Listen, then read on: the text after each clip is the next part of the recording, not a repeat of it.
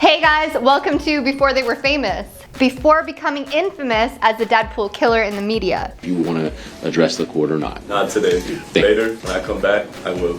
Before being sentenced to life in prison. Nothing in defendant's background or mental state would suggest that a death sentence is inappropriate. Before a series of troubling incidents that would lead to his arrest and conviction.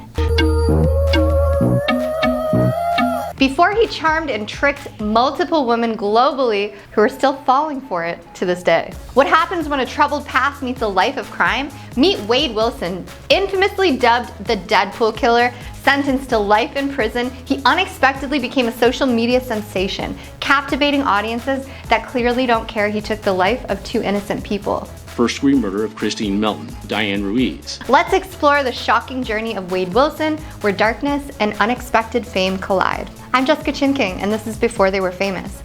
We want to bring back the community on this channel. We have giveaways and contests coming soon. For now, let us know in the comments who to do next, and if we pick yours, we will shout you out. Now let's get into the video.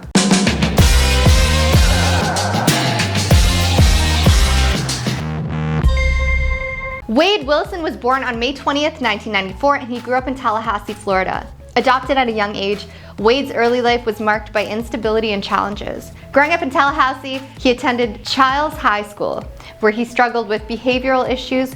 From an early age, Wade exhibited signs of trouble. Wade Wilson killed two women, Christine Melton and Diane Ruiz. In high school, Wade was known to be charismatic, often able to charm those around him. He was notorious for using and charming women. He was seen from a young age as a lady killer. Not yet literally, but beneath the surface, his life was spiraling. Instead of focusing on academics or making friends, he found himself gravitating towards risky behavior. Starting in 2012, he began to accumulate a significant history of arrests in Leon County, Florida. 29-year-old Wade Wilson, he faces multiple charges, including 2 counts of first-degree murder. According to reports from the Tallahassee Democrat, his criminal record set the stage for a life marked by violence and chaos. Wade was incarcerated in the Florida Department of Corrections on burglary and grand theft convictions from November 26, 2013 to September 19, 2014, and later served another sentence for firearms from October 17, 2017 to July 15, 2018. In 2015, things took a serious turn when he was charged with other crimes in Tallahassee. However, he was acquitted at trial, providing him with a brief moment of relief, but also setting a precedent for the troubled path he continued down. In 2018, he became a person of interest in the Tallahassee murder conspiracy regarding the death of Mike Williams, but he was never charged in that case. Obviously, people are still thinking of this till this day. Then came February 2019 when a woman reported to the Palm Beach County Sheriff's Office that Wade Wilson, her ex-boyfriend, had physically harmed and threatened her. However, authorities did not find enough evidence to arrest him. It seemed that Wade was always slipping through the cracks of the justice system, but his luck was about to run out. Now, before I continue, I just want to say, a lot of us didn't have it easy growing up. You can either push through and strive to get out of a bad situation, but you never have an excuse to hurt or harm other people. And the people saying he should be free just because he's good looking, shame on you, really. Please, let's remember that he took the life of 2 people, maybe more. On October 7th, 2019, Wade met Christine Melton and her friend Stephanie Sailors at Buddha Live, a popular bar in Fort Myers. They shared laughs and drinks, seemingly having a great time. But when the bar closed, the group headed to the home of Jason Shepard, where they stayed for a few hours. It was that night that stuff began to go haywire. The fun continued at Melton's Cape Coral home, where things would take a sinister turn once Sailors left the scene. In a shocking and horrific act, Wade harmed Melton while she slept in her bed. The motivations behind this violent act remain unclear, but it left the community in disbelief. Afterwards, he took her car as if trying to erase any trace of what he'd done, but this was just the beginning of his violent spree. Shortly after committing this terrible crime, Wade encountered Diane Ruiz walking along a Cape Coral street. He asked her for directions and lured her into his car.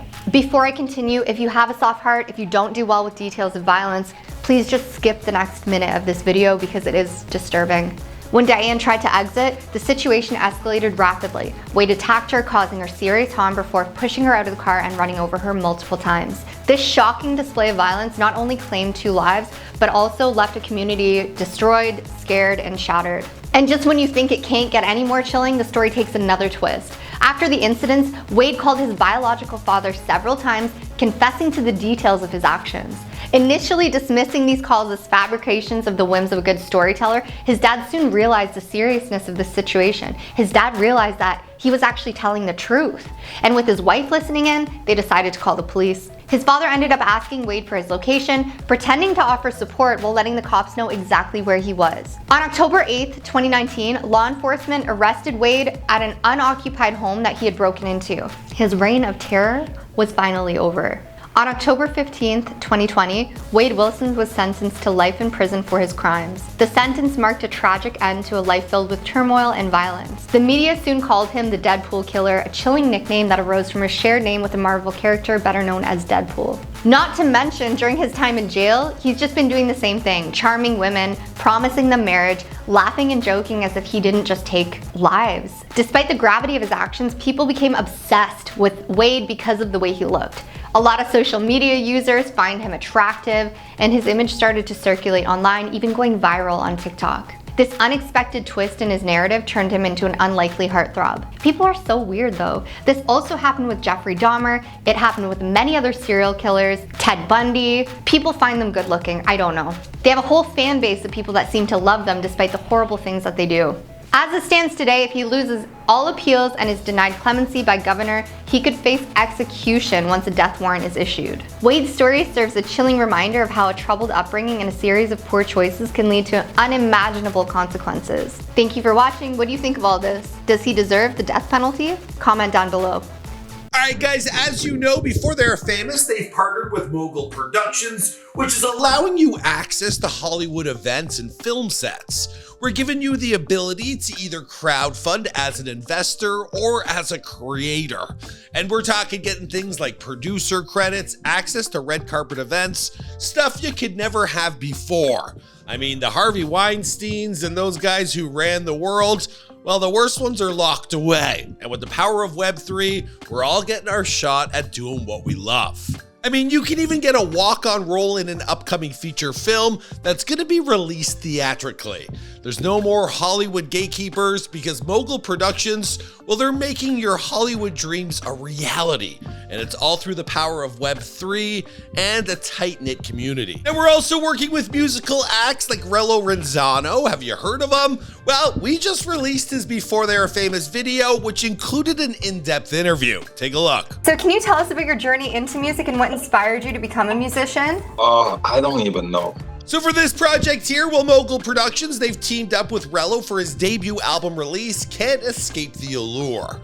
Now, this isn't just like your average album launch. It's a revolutionary opportunity for early supporters to share in Rello's success, earning a portion of the album's profits. And trust me, I interviewed him. This guy's going places. He's got the look, he's got the talent, he's even got some flavor.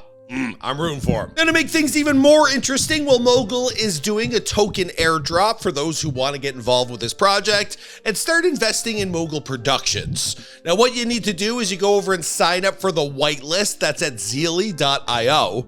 And once you've done that, well, you leave a comment on one of the Before They Were Famous videos where you say done and your Zeely username.